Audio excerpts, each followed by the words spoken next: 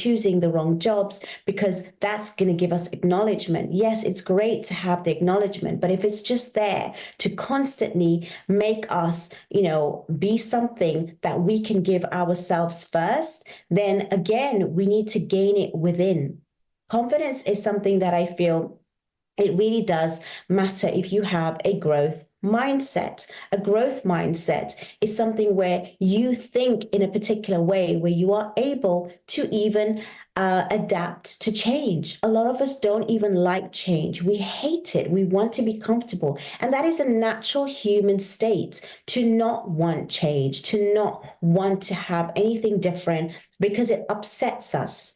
Now, when we think about change, when we think about confidence, the more we are confident in the fact that we are resilient, we are willing to adapt, the more happier the being is when they are able to adapt to change. And that alone is someone who has that kind of confidence. When I think about work and going into work, even if I've done a job for so many years, but if you enter a new company, you're there with a new culture, you're there with new values, you're there with new people, automatically your confidence is going to feel a little bit lacking in that area, because it's something new.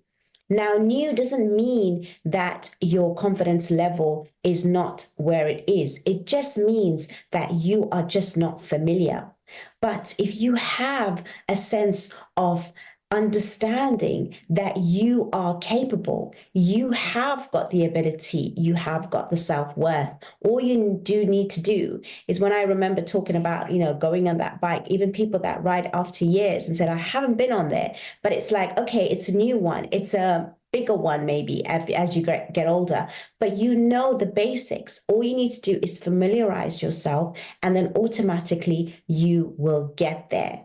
Now, for me, confidence, some people, they have it naturally. Some people, they just have a natural ability. But a lot of us, we have to work at it.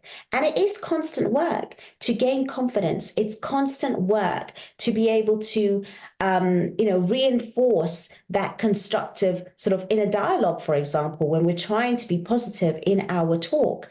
And instead of engaging in harsh kind of self-criticism, we need to sort of, be around even people, and also remember ourselves about the strong sort of confidence that we have, and the fact that we can be our own supporters. We do need others around us to support us, because that does initiate confidence when we have people that are praising us, especially from a young age, when you have parents and when you go to school.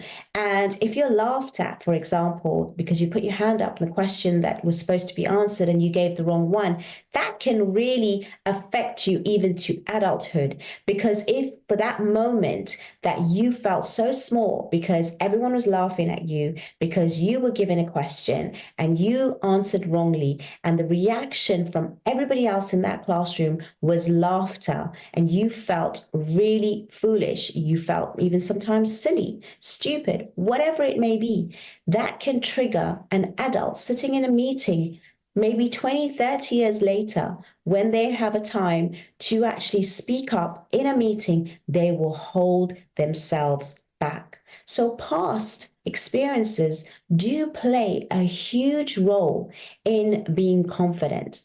Past experiences play a huge role. If you do not heal what you have felt, that will trigger you negatively in the future. Now, we know that when we have human mind and behavior, these triggers happen at any point in life. It could be a person that triggers you. It could be a memory that triggers you. It could be situational sort of, occurrences. Any situation can trigger you. The way in which the human mind and behavior works is the fact that these are conditioning. We are conditioned into a way. We have a stimuli.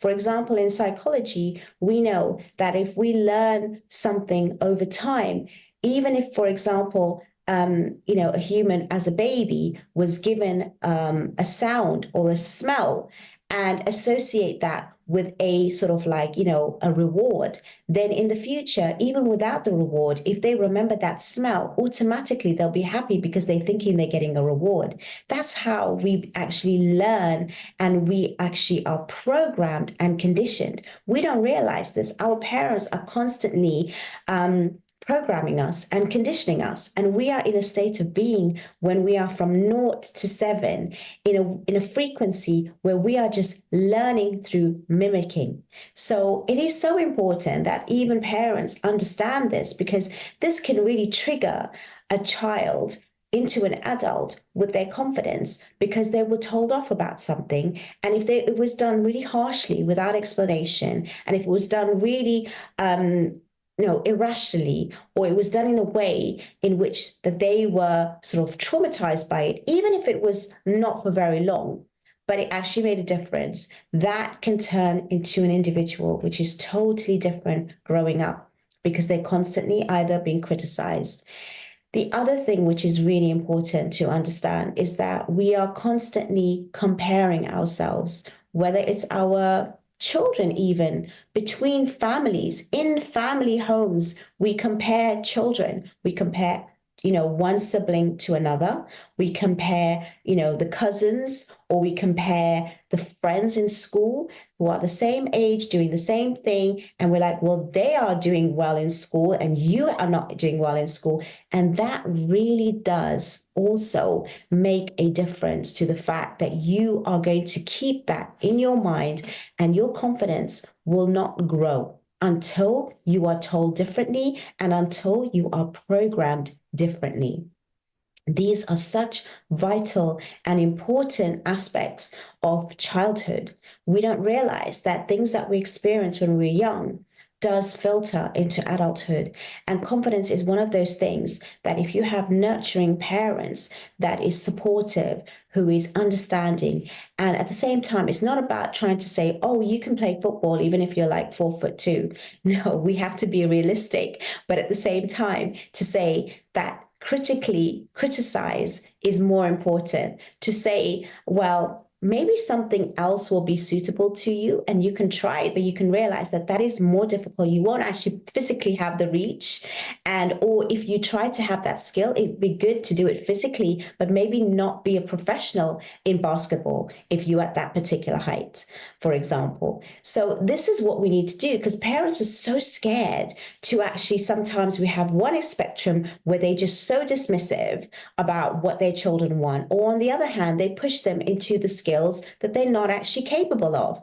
And then when they become older, they have a reality check to say, well, actually, I was sold something that was not there for me to buy, or I was told something that really was not the truth. Just like when a singer goes out to sing in maybe X Factor, and then you think, has their friend not told them this is how they really sound before coming on and making a fool of themselves? So we have to be really careful when we are nurturing our children, because their confidence level will only be healthy because of the upbringing, because of the conditioning, and because of the programming. Now, these things are so important for us to understand. We think that, especially as Muslims, we grow up, we learn the obligations, we learn the rituals, and that's it. And we just send our children off to school, college, university. Then we say, get married, find someone in the right way, in the halal way, and then get married.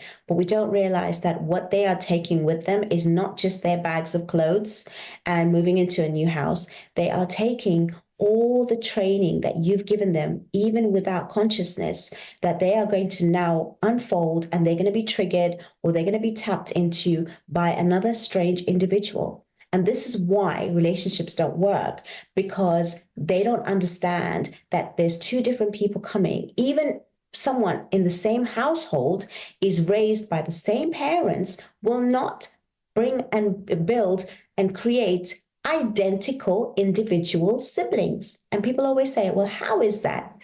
Well, there's a scientific fact as well, that according to the way in which the mother feels at the time of conceiving the baby, that would be the state of the child.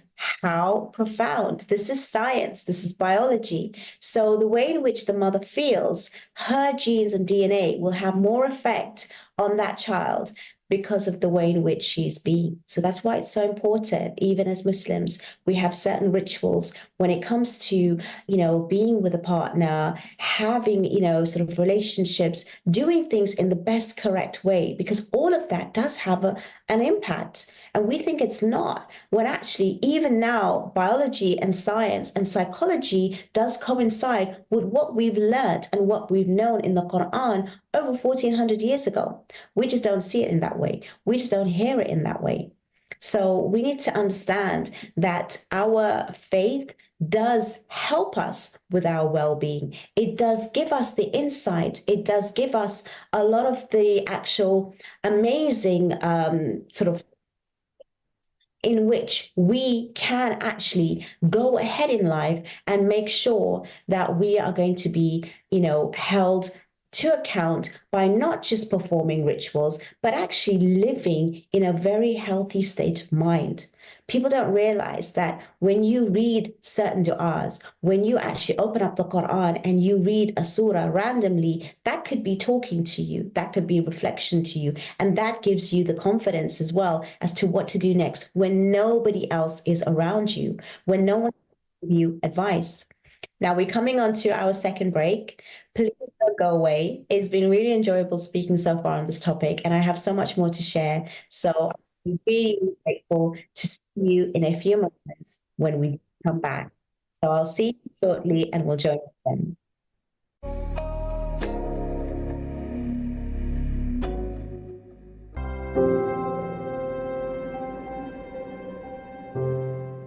Sainsbury's? Oh, he made her money. Hey Sainsbury's, explain it, will you? Well, the same effort we put into our baking goes into matching prices. Remarkable. We've actually come in under budget. Get it now? Already got it. Sainsbury's. Good food for all of us. Our generation's risk of illnesses, like measles and whooping cough, is rising. If we're not vaccinated, We're not protected. and could get seriously ill, risking lifelong disabilities. Are your child's vaccines up to date? I'm in. Now, you ready for a good day? He was a scientific hypothesis. She was a clinical study.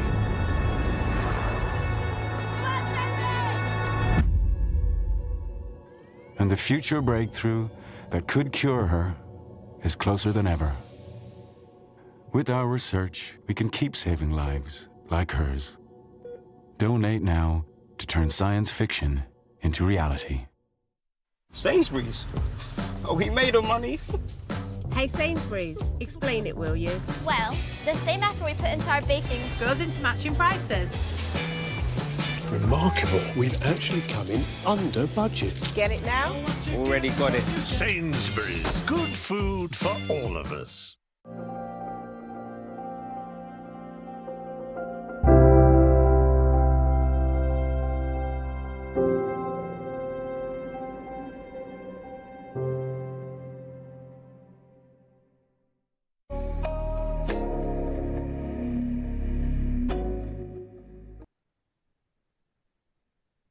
Assalamu alaikum and welcome to the Wellbeing Show here on British Muslim TV. I'm Fahima Mohammed and I'm here to discuss the regaining of confidence. I have been studying, just for a little background, because a lot of you don't maybe know what I've been doing. And the reason is that, I can discuss so many different topics because I've been studying nonstop for the last 10 years on human mind and behavior.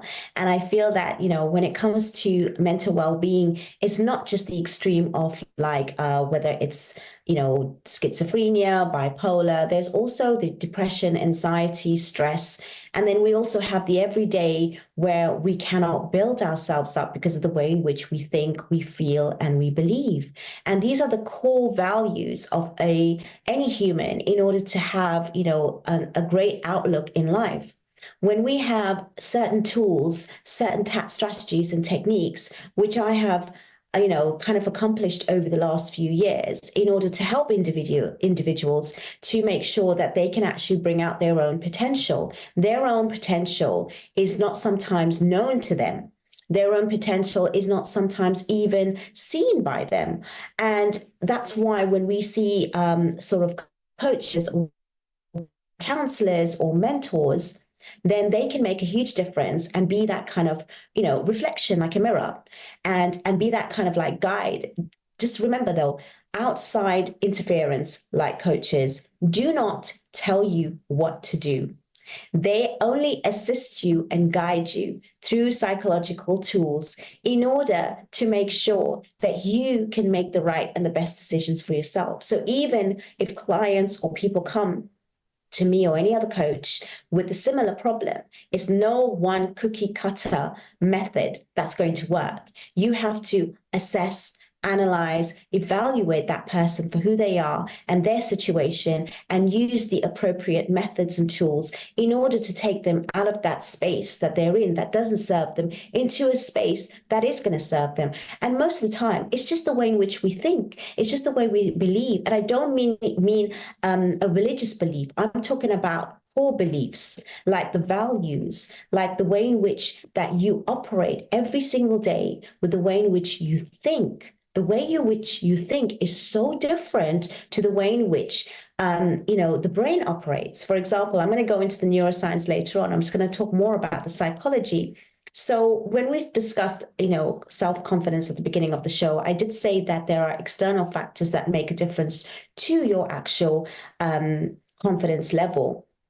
And the main ones obviously were the fact of, wanting that kind of like praise from outsiders and having some sort of like, experience that would give you that confidence to go further. For example, we talked about traumatic experiences in childhood can really lack in confidence. Having, parental influences that is not necessarily for, your upbringing in the correct manner. If they don't have the tools as parents, then that can also make, confidence a lot less. Success and failures can build or break confidence. We also have in the workplace environment where if you have great leadership, you have great managers, you have supportive peers, that can actually help, as well as having, for example, job performance feedback, company cultures that actually promote sort of like that sort of environment where it takes away the self-doubt, where it actually brings the employees together, where they can actually critically criticize each other, but only for learning, not to put a person down. But again, do we take these things personal, or do we actually look at that criticism as a way in which to learn? Do we look at failure as an absolute loss, or do we look at failure as just feedback to move forward? These are the kind of things that will build your confidence, and it will not knock you down. That's what's really important that we need to understand when it comes to building confidence from an external factor.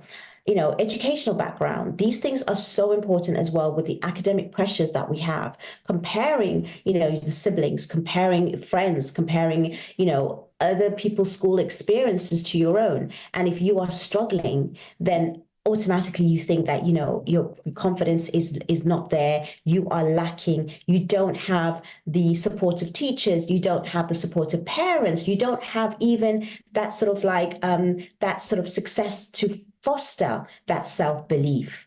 So that's why we need external kind of factors to a certain extent, especially when we're younger, to sort of build that confidence and instill it within us, so that when we are getting feedback from, example, educators or your parents, that's not going to be judgment and unhelpful feedback. That's going to be, otherwise that's going to create long-lasting self-doubt in a person. Now, academic pressure, we get this a lot, obviously, in our Muslim community, because as much as I love the fact that we are so motivated to succeed and be the best we can be, and obviously the high professionals out there is always in a Muslim family, to be the doctors, the lawyers, the accountants, which is absolutely wonderful. It's great. That's how we thrive. But not everybody is capable of that. Not everybody has a skill and the talent. And sometimes that can actually bring a person down when you look at them them, especially as a parent to a child, and think that they don't have the ability and the skill, and that knocks their confidence as a person. The main people that actually knocks your confidence are the ones that you want approval from. That's the other thing. So a lot of us want approval from our parents. We want approval from our peers. We want approval from our work colleagues, from our bosses. And nowadays, we want approval from strangers on social media. So the more, engagement we have, the more likes we have, the more, sort of like ticks we get, the more, gifts that we get, maybe on TikTok and things like that. That improves confidence. But that for me is a little bit superficial. I think that, social media influencers and media representation a lot of the time portrays like an idealized version of life, success, beauty standards, and they are unhealthy comparisons, which can be really, really damaging if someone does not feel these standards. And we see that a lot in teenagers, especially girls, where they feel that they are out there looking at other women and looking at other girls and looking, for example, at models who have this ideal size and ideal weight and ideal look and skin, even though it's through a filter and makeup. But at the same time, it can really knock a person's confidence to the fact that they really don't like themselves. And even extreme mental health issues as well, like self-harm is prevalent, suicide is prevalent, and it happens a lot with teenagers. And it's all to do with the fact that they don't like the way in which they look. So the way in which we actually can also have confidence a lot of the times, especially as men and as adults, is financial stability. Now, a person's financial situation can greatly affect confidence. I find that economic insecurity is, unemployment or debt can really diminish confidence. I think that, success can maintain stability, but if a person can look at other attributes within themselves, other than just financial, then regardless of what challenges you may face, because obviously, as we know, especially in 2020, when we had COVID, a lot of people lost their jobs. A lot of people had to change jobs. A lot of people had to change skills and talent, and that knocked a person. And on the other hand, we had people who was just thriving because they actually did something outside their comfort zone and they were really successful. So do you really believe that your situation actually makes you or breaks you, or can you rise above that? Now, we know at the end of the day that Allah subhanahu wa ta'ala has given us this world in order for us to use the best of its ability. Knowledge is amazing, but we have to hold ourselves back in the way in which we take control and be self-disciplined and have willpower in the way in which we think, behave, and the way in which we see things, because we all get carried away, I myself included, especially when it comes to the actual confidence of being either positive or negative. And like I said, we cannot always be confident the whole entire time. Now, let's discuss a little bit about internal confidence and what is that? Now, that is something which we need to try and build more than anything, because it's intrinsically a belief in oneself, right? It's about being independent from the external validation or circumstance. And that comes from self-assurance, the way in which that we have our own sense of worth. I know I can talk a lot. We are coming onto a break very soon, but I want to put in so much more content and context to confidence, because it's such an amazing ability to have when you can use it in the right way. So I would love to see lots of people having more confidence in themselves, only because, not because outsiders see it and outsiders give it to them, but more because they have an inner ability of having that self-worth and trust in themselves, in what they can do, what they are able to do, and what they can mostly do in times of adversity. Now, we cannot have the roses completely, petals on the ground wherever we walk. We're going to have the rain, we're going to have the mud, we're going to have, those days where we're going to have to still walk through that and actually still build confidence.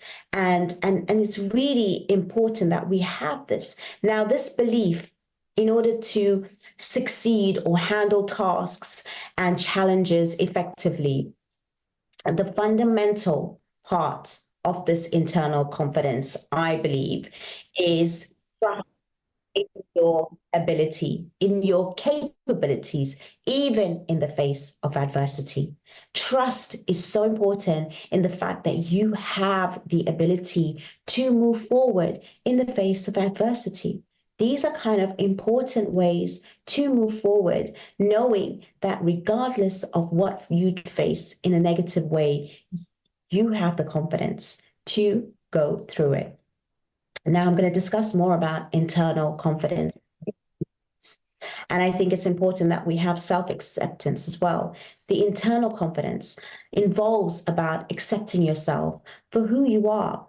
And it's not just being about being perfect. It's acknowledgement about the flaws and the mistakes that you make, but looking at the past and saying, I've overcome this. I can do it. Or if not, not yet. That word yet is powerful. And on top of that, I may not have the knowledge now, but I have the resources. Now, I've got so much more to say because I'm really getting warmed up, but we are coming on to our final break. I cannot believe that the show has gone so quickly, and it's been really, really amazing to speak to you. But we do have a final part after this break. So please don't go away because I've got so much more to share. I look forward to seeing you come back in a few moments. Please do prepare and come back, and I'll see you soon.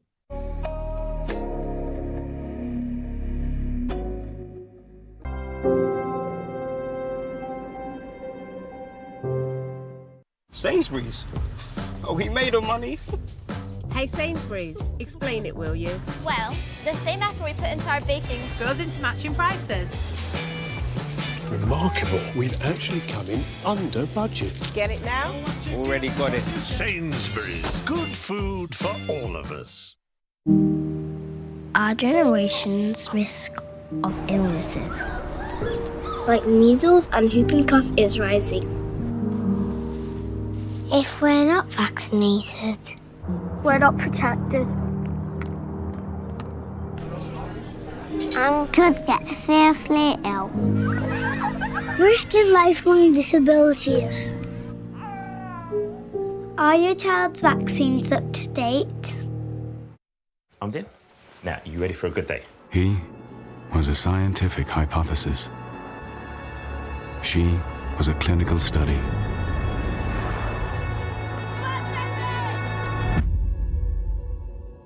And the future breakthrough that could cure her is closer than ever. With our research, we can keep saving lives like hers. Donate now to turn science fiction into reality. Sainsbury's. Oh, he made her money. Hey Sainsbury's, explain it, will you? Well, the same effort we put into our baking Goes into matching prices. Remarkable. We've actually come in under budget. Get it now? Already got it. Sainsbury's. Good food for all of us.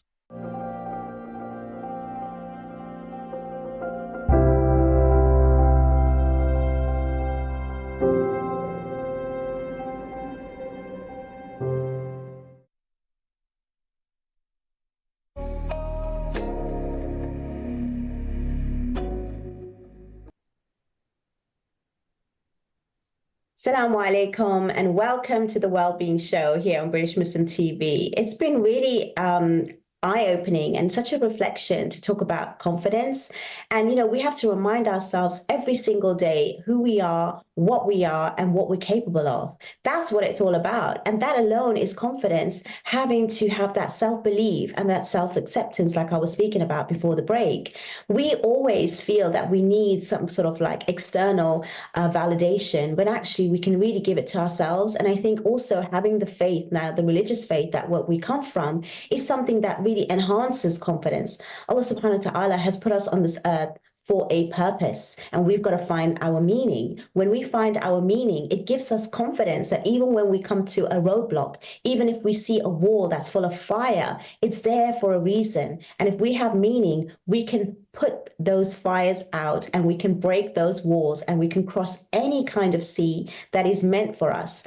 Because even through that adversity and challenge, the confidence knowing that we are in this world for a reason. And, we talk about mental health all the time, and we talk about the fact that we need to overcome it through medication and therapy, and that I'm 100% for. But I think the other thing is actually going back to the core fundamentals.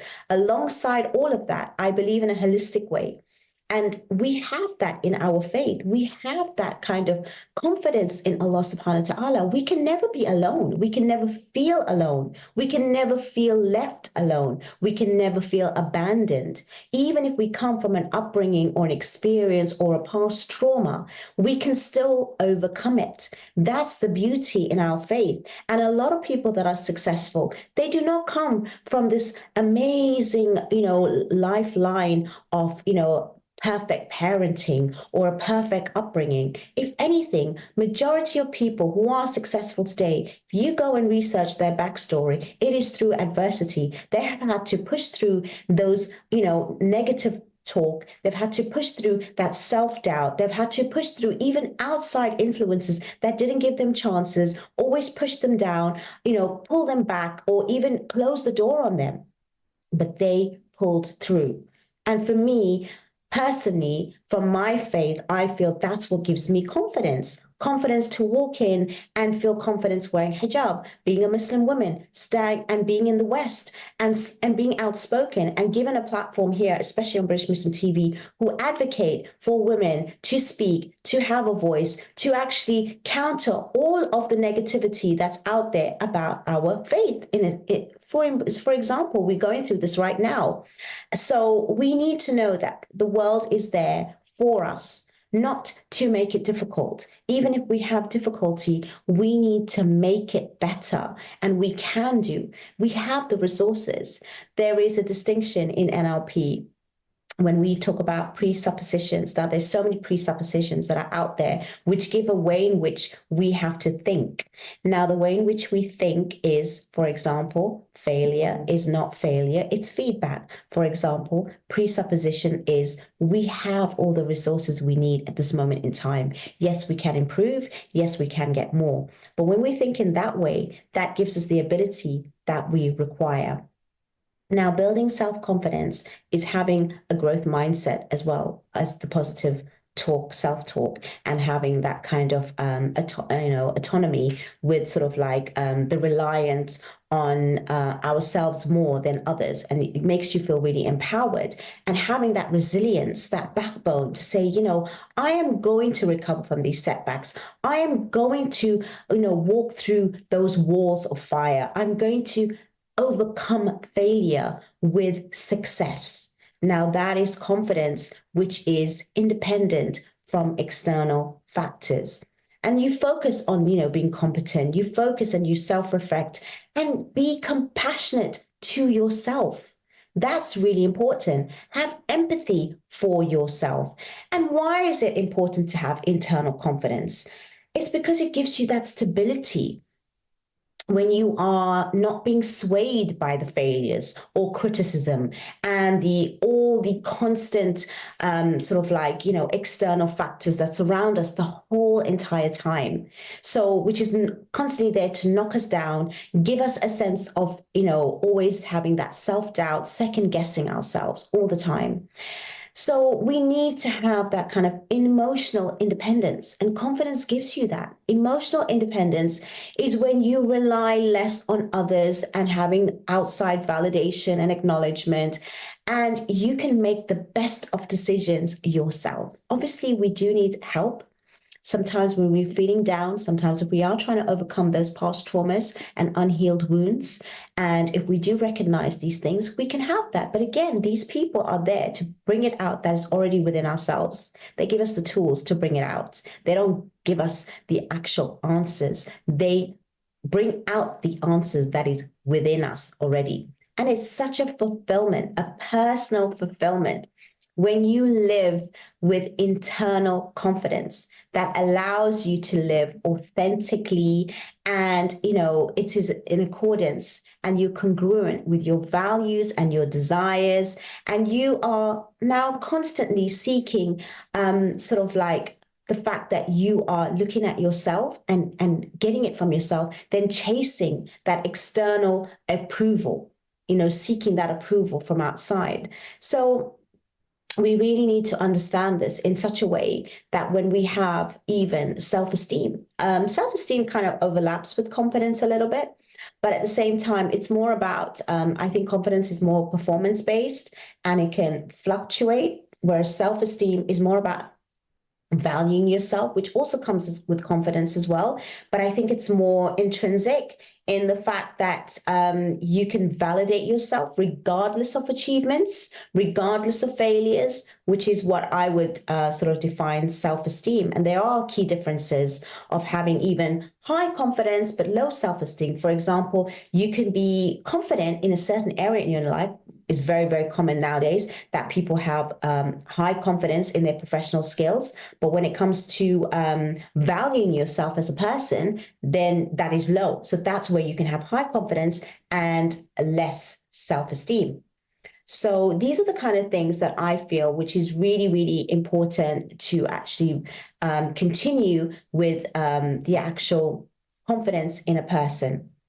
Now, I want to read some of these things because I've got my old notes from my studies, which is really important, and I don't want to make a mistake. So please bear with me, because I do feel that confidence also has a really, really profound effect on the brain. Now, the mind and the brain are two different. We think it's the same, but the mind is the way in which we think. The brain is the organ. And with the brain itself, the way in which we handle stress and decision-making is all to do with the organs, with the, certain parts of your brain is developed, for example, when it comes to the different functionings. Now, there's neurochemical impact when it comes to, for example, confidence. And there's a dopamine release when you actually increase in confidence. And that is like a feel-good neurotransmitter. And it enhances the fact that when you are confident, you become more motivated. You are feeling more pleasurable. You are actually reinforcing positive feelings. And it actually also increases the reward-seeking behavior, so that you are more likely to succeed when you are confident. And you feel that confidence, like a dopamine boost, also gives you kind of energy, and the tasks that you're doing and the things that you do also seem easier. So to also build confidence in children is actually a boost and a motivator. It can actually enhance their ability to want to do things more. So if you were to praise them and you're proud of them, even if their work is not great, but they are succeeding and they are progressing, that can boost their dopamine level to actually continue to work and strive harder, instead of just criticizing and instead of just judging them negatively. So that's why confidence is so, so important. And the other neurotransmitter which is affected by confidence is the cortisol reduction. Now, cortisol lowers confidence lowers cortisol, meaning that that's a stress hormone. So cortisol is a stress hormone. And when you have more confidence, it reduces that stress hormone. How phenomenal, how fantastic. So when you believe in the ability to succeed, your brain and your body remains calmer. How amazing. And it reduces stress and it helps you think more clearly under pressure. Now, these improve even your decision making. Your decision making is improved because your confidence strengthens your prefrontal cortex. That is the brain region responsible for rational thinking, decision-making, and planning. So again, we just look at confidence as, oh, we can just do things. But no, it can actually help your whole system in your body, from all your neurotransmitters, the chemicals being released, which is healthy for you, and the confidence that you have will overall increase your well-being, your mental state, your actual stress level, your decision making, your ability to actually plan, think, and be better, and to continue in that cycle. This is what I really feel. Also, your risk assessment. We are taking risks all the time by when we make decisions. And if you're stressed and if you are not confident, you can actually make mistakes and not be accurate. So we really need to do that. I could talk about this so much, and enhanced learning and memory and all the parts of the brain, which is so much more. But inshallah, we will have this conversation again. And it's just really, something that I want to do with a guest on another occasion. And inshallah, we'll bring up this topic again, and we will have so much more discussion where we can actually bring it into practical ways that you can on. So when the next episode comes, inshallah, we will be discussing more about well-being. And I do appreciate you all watching and viewing and taking the time out to stream and, on all the platforms that you are streaming from. We really do appreciate it. We'd love to have your feedback, your engagement as to what is your comments and what are your thoughts on the show, any ideas for what you would like to see and hear in the next episodes coming. And hopefully I can arrange that, because we do listen, we do care, and the show is for you. It is by us on British Muslim TV to make sure that we can take care of the actual community in the best way we possibly can. Many areas, and one area which is really lacking is well-being. So that's why we are filling that gap, and with your help we will continue. I really look forward to having you in the next episode next week, same time, same place, and inshallah we'll have more conversations, more insights, more information, more learning and education. And I look forward to another evening when we see you next time next week. Take care. Have a good